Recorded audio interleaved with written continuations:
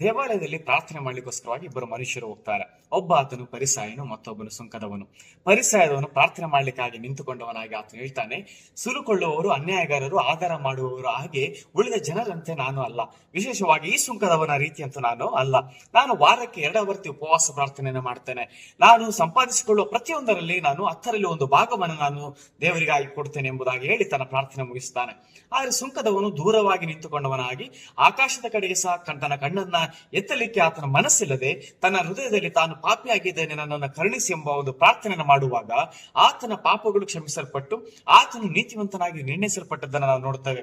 ಆದರೆ ಪರಿಸಾಯನ ವಿಷಯದಲ್ಲಿ ಆ ರೀತಿ ಆಗಲಿಲ್ಲ ಎಂಬುದಾಗಿ ಸಹ ಅಲ್ಲಿ ನೋಡ್ತೇವೆ.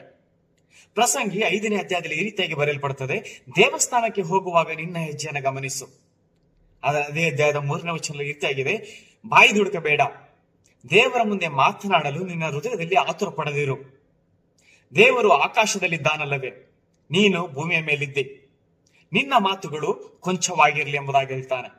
ಯಾಕೋಬನು ತನ್ನ ಪತ್ರಿಕೆ 4ನೇ ಅಧ್ಯಾಯ 10ನೇ ವಚನದಲ್ಲಿ ಈ ರೀತಿಯಾಗಿ ಹೇಳ್ತಾನೆ, ಕರ್ತನ ಮುಂದೆ ನಿಮ್ಮನ್ನು ತಗ್ಗಿಸಿಕೊಳ್ಳಿರಿ, ಆಗಲಾತನು ನಿಮ್ಮನ್ನು ಹೆಚ್ಚಿಸುವನು, ಅಥವಾ ನಿಮ್ಮನ್ನು ಮೇಲಕ್ಕೆ ತರುವನು.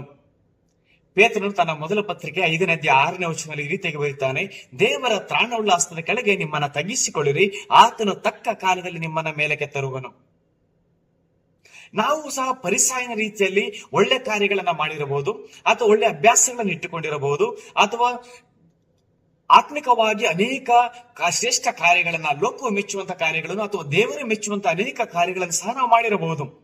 ಆದ್ರೆ ವಾಕ್ಯ ಹೇಳ್ತಾ ಇದೆ, ಆತನ ಸನ್ನಿಧಿಗೆ ಬರುವಾಗ, ಆತನ ಕೈಗಳಿಗೆ ನಾವು ಬರುವಾಗ ನಮ್ಮನ್ನು ನಾವು ತಗ್ಗಿಸಿಕೊಳ್ಳುವುದಾದರೆ ಆತನು ತಕ್ಕ ಕಾಲದಲ್ಲಿ ನಮ್ಮನ್ನು ಆತನು ಹೆಚ್ಚಿಸುವಾತನಾಗಿದ್ದಾನೆ. ನಾವು ಒಂದು ವೇಳೆ ಹೆಚ್ಚಿಸಿಕೊಳ್ಳಲು ಬಯಸುವುದಾದರೆ ಆತನ ಸನ್ನಿಧಿಯಲ್ಲಿ ನಾವು ತಗ್ಗಿಸಲ್ಪಡ್ತೇವೆ. ಯಾರು ಹೆಚ್ಚಿಸಿಕೊಳ್ಳುತ್ತಾರೋ ಅವರು ತಗ್ಗಿಸಲ್ಪಡ್ತಾರೆ. ಯಾವಾತನು ತನ್ನನ್ನು ತಾನೇ ತಗ್ಗಿಸಿಕೊಳ್ಳುತ್ತಾನೋ ಆತನು ದೇವರ ಕಡೆಯಿಂದ ಆತನು ಹೆಚ್ಚಿಸಲ್ಪಡ್ತಾನೆ. ಪೌಲನು ಹೇಳ್ತಾನೆ, ನಿಮ್ಮ ಸಹೋದರಿಗಿಂತ ನೀವು ಕಡಿಮೆ ಎಂಬುದಾಗಿ ಯಾವಾಗಲೂ ಭಾವಿಸಿರಿ. ನಾವು ದೇವರ ಸನ್ನಿಧಿಯಲ್ಲಿ ಬರುವಾಗ ಆತನು ಆಕಾಶದಲ್ಲಿದ್ದಾನೆ, ಆತನು ಉನ್ನತೋನ್ನತನಾಗಿದ್ದಾನೆ ಎಂಬುದಾಗಿ ನಾವು ತಿಳಿದುಕೊಳ್ಳಬೇಕು. ಬಾಯಿ ದುಡುಕಿ ನಾವು ಹೆಚ್ಚಾಗಿ ಮಾತನಾಡುವುದು ಒಳಿತಲ್ಲ. ನಮ್ಮ ಮನಸ್ಸಿಗೆ ಬಂದ ಹಾಗೆ ಮಾತನಾಡುವುದು ಒಳಿತಲ್ಲ. ಮಾತನಾಡಲಿಕ್ಕೆ ನೀನು ಆತುರ ಪಡಬೇಡ ಎಂಬುದಾಗಿ ವಾಕ್ಯವು ತಿಳಿಸುತ್ತದೆ. ನೀವು ಆತನ ಕೈ ಕೆಳಗೆ ನಮ್ಮನ್ನು ನಾವು ತಗ್ಗಿಸಿಕೊಳ್ಳುವುದಾದರೆ ವಾಕ್ಯವು ಹೇಳ್ತದೆ, ಆಗಲು ಆತನು ನಿಮ್ಮನ್ನ ಮೇಲಕ್ಕೆ ತರುವನು. ಆಗಲೂ ಆತನು ನಮ್ಮ ಕಾಲಕ್ಕೆ ತಕ್ಕ ಕಾಲದಲ್ಲಿ ನಮ್ಮನ್ನ ಮೇಲಕ್ಕೆ ತರುವಾತನು ಆತನಾಗಿದ್ದಾನೆ. ಅದೇ ರೀತಿ ಸುಂಕದವನು ನೀತಿವಂತನಾಗಿ ನಿರ್ಣಯಿಸಲ್ಪಟ್ಟಿದ್ದಾನೆ. ಕಾರಣ ಒಂದೇ, ಆತನು ದೇವರ ಸನ್ನಿಧಿಯಲ್ಲಿ ತನ್ನನ್ನು ತಾನು ತಗ್ಗಿಸಿಕೊಂಡಿದ್ದಾನೆ.